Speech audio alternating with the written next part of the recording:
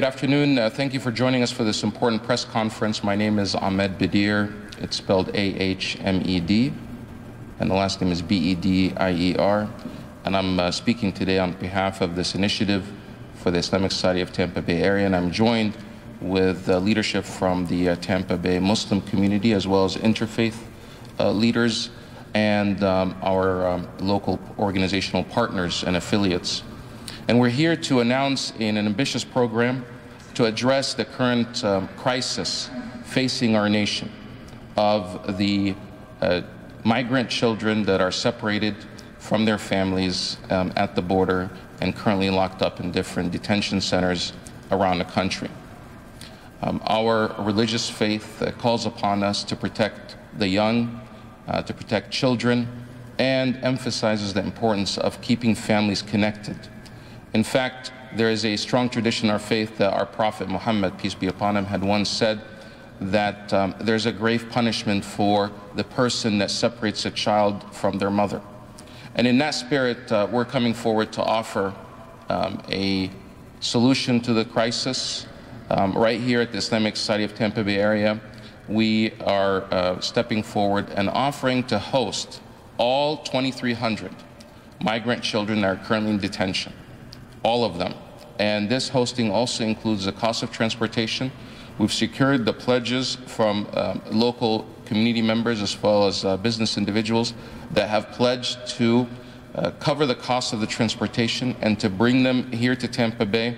And we have hundreds of Muslim families that are prepared to host these children in their homes at their own cost, with the goal that they would continue to be taken care of and hosted until they can be reunified with their parents or their next of kin.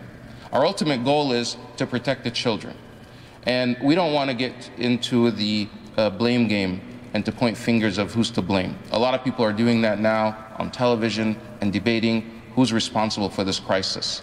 In the meantime, while everybody is debating and arguing, these children continue to be housed and locked up into these detention centers, which we find to be unacceptable. Some of them as young as 8 months old. How do we get here? It doesn't matter. What matters is how to move forward. We have time to discuss in the future who's responsible and who to hold accountable. But right now, before we get to that, we need to take care of these kids to make sure that they're taken out of the situation that they're in and that they're put into environments that are safe, that are loving, that provide the necessary care for them, that they have the proper shelter and the proper love and the proper attention in a secure environment. How will this work? It'll be very much similar to the a foster care program per se, without necessarily the financial help from the government. This will be completely self-funded by the community here in Tampa and will not cost the government anything. That is a solution that I think is a great deal, in the words of somebody who likes to make deals. However, what we want to do is, with this solution, we're calling on the Trump administration as well as the Department of Homeland Security to take immediate steps to release these children and to work out the logistics with us to be able to transport them here to the Tampa Bay area. And with that said, I'm going to turn it over to Reverend Russell, who's going to add a few words. Thank you. Hello, everyone. Thank you for being here. I am Reverend Dr. Russell Meyer, R-U-S-S-E-L-L M-E-Y-E-R. I'm the Executive Director of the Florida Council of Churches and the pastor of the Lutheran Urban Parish of Tampa, and also the convener of an organization that we put together last year called Floridians Standing with Refugees, when it was becoming clear that the refugee resettlement program was in danger in the state of Florida.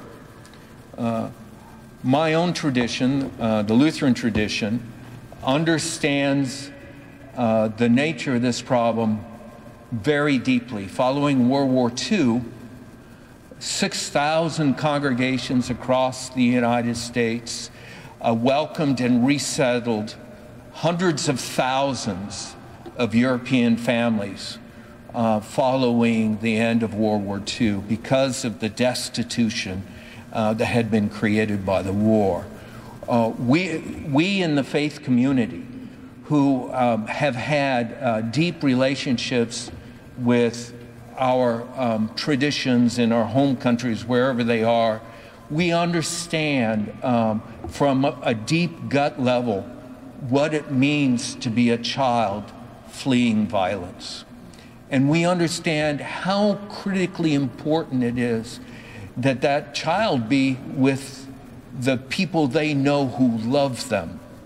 And so our hearts are broken and our voices are shouting over the fact that we would remove a child from the very people who could provide them comfort in their extreme conditions. And because that is happening right now, we need to care for these children.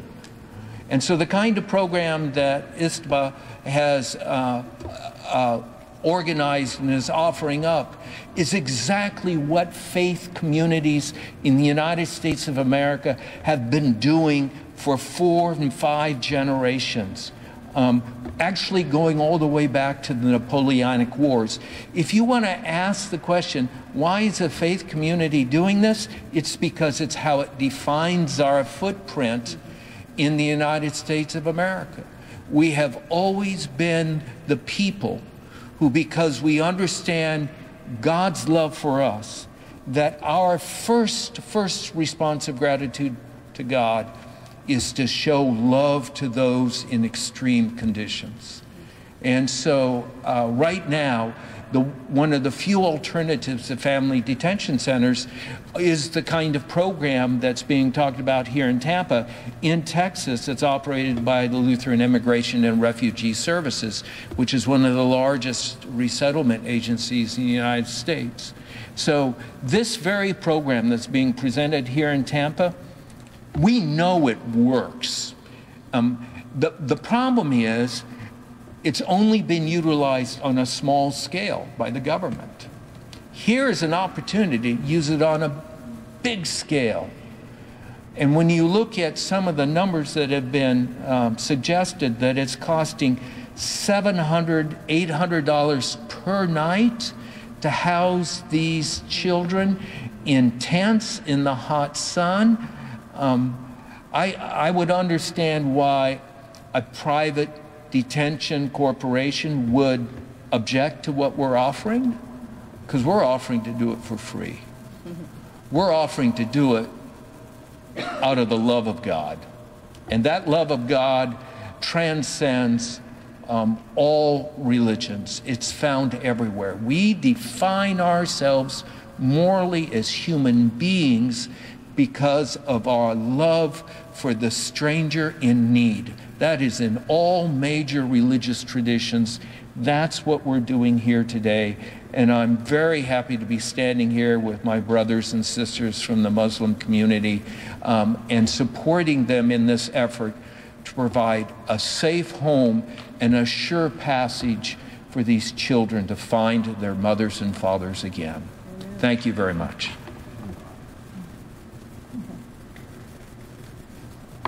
Thank you, Pastor Russell. My name is Norma Henning. I'm a civil rights and immigration attorney with the Council on American Islamic Relations. My name is spelled Normahenning. We would like to offer our support also as our organization to this brave and very generous offer. The executive order that was recently signed does not solve the current crisis because there is no plan right now to reunite children that have already been separated from their parents. This very generous offer from the Islamic Society of Tampa Bay comes in a timely manner, offering real solutions to real problems. Family separation and family camps on military bases are an immoral policy that need to immediately cease. Our community is offering a safe and loving environment for minors until they reunite with their parents, and this is the good and very necessary thing to do. And as a mother, just let me add that I can't even fathom what it would be like to have a young child separated from me when I'm coming to the United States, to the great nation of America, seeking refuge from violence. Thank you. We have comments? Okay. Before we take questions, just to close again, we believe that America can do better than this. This is an un-American program. It goes across all faiths, and it goes across all things to house young people like this. So America can do better. If we come together, we don't necessarily only have to rely on the government to handle our problems. In moments of crisis like this, we can step up, as the Reverend had said, people of faith, to also offer solutions. And we hope that the government responds well to our offer and takes us up on it. And we're ready to go to work. Some of the families behind us, some of the mothers behind us also are excited about this program and are looking forward to it. And since word has been spreading about this program, many people are calling our office. So we're even opening it up beyond. And we had a conversation with some of the government officials locally. They're supportive of the initiative. We're even considering opening it up to people who are not Muslim, people of conscience, people of faith, people of no faith, people that want to step forward and participate and want to sign up to be a host family can contact our office here at the Islamic Society of Tampa Bay area. They could also visit our website and submit their name, their phone number, and we'll get back to them once we have more information on how we can move this program forward. Obviously, we need a partner in the government that will respond and agree to do this. We can't go there and bring these kids over here by force, but the offer is here. We're ready to take them in, and we'll go to work as soon as we're able to. So if there are any questions, we can take them at this point. Steve, Yes. have you spoken with anyone with the Department of Homeland Security about this yet, or the government, and what was their response? We have yet to officially communicate with them.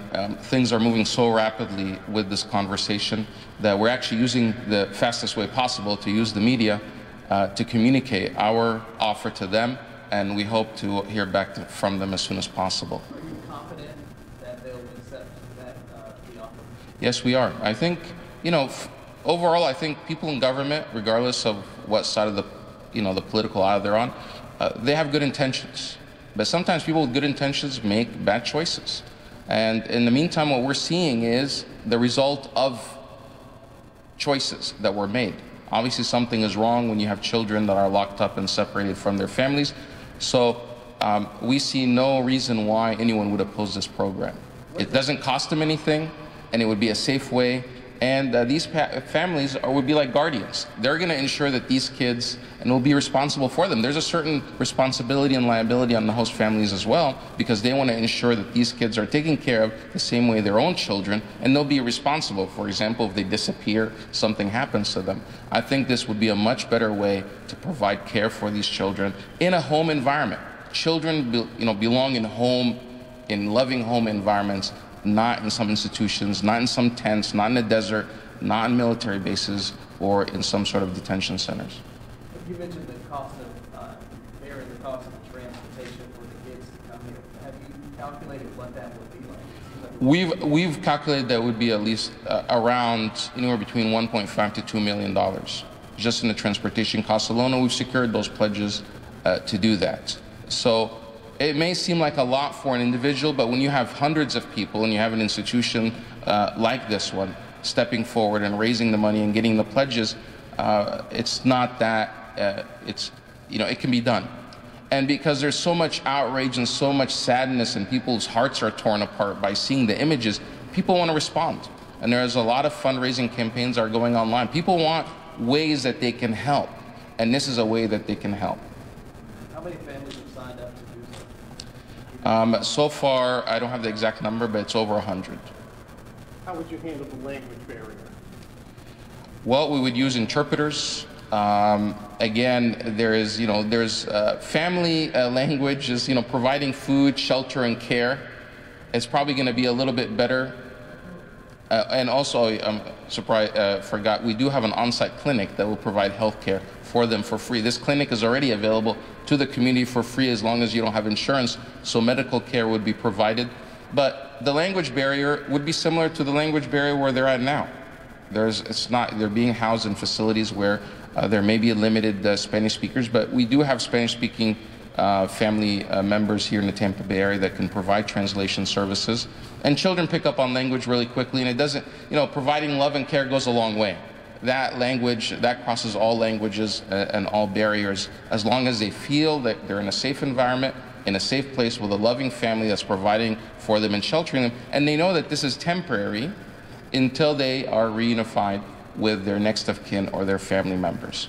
I think that they will feel much better than sleeping in a regular bed in a regular home with other children, with other family members, rather than just sleeping on the concrete in, in these in aluminum foil, blankets. It's just, we can do so much better than that. And I think just the environment that they're in itself is just scary because it's just inhumane. One of the questions is how long is temporary? Well, the families we spoke to said as long as it takes. But it shouldn't take that long to reunite people. It shouldn't take that long because if a lot of time goes by, then you risk that they may never be reunited. And we're hearing about some of that in the media today, that some people in the government are acknowledging that some of these family members may never be reunited. That's completely sad. That is disheartening. I can't, I have a 3-year-old daughter. I have other, grown children, especially for the very young ones to grow up without their parents is just something I can't imagine. And that goes beyond all political lines. It goes beyond all nations. It's just human nature. And we want to be able to treat these children as human beings. The Reverend has a comment. I mentioned earlier my work with a refugee program in the state of Florida, and the Florida Council of Churches has a long history. Following the end of the Indochina wars, we helped resettle thousands of people across the state of Florida. Many people don't understand that the Tampa Bay area has historically been a site for some of the largest resettlement programs for the United States of America. In the state of Florida, we've handled in this area more resettlements over the last couple of decades than any other part of the state. And so the infrastructure resources that are needed for this initiative to actually be put into play and to make the connections, all of those resources are in Tampa Bay. So what's being proposed here is not pie in the sky. There is fundamental capacity in Tampa Bay to do this, just in terms of the organizational resources that need to be stitched together beyond who the actual on-the-ground provider is. So this is a very realistic proposal, and Tampa Bay could make this happen, and we could come together very quickly to see it happen if there is a political heart for it. And that's why we invited some of our organizational partners to be here, because obviously we're not going to be able to do this alone, but we did secure the funding for it. And I think working with our organizational partners and the existing infrastructure here in the Tampa Bay area, I think this is very doable. And it could set an example for other communities to follow the same model that, because this crisis is not going to go away. This immigration debate is not going to go away. And some people are even anticipating that this number, the 2,300 number, will continue to rise. We're committed to taking care of the existing 2,300 that are in detention.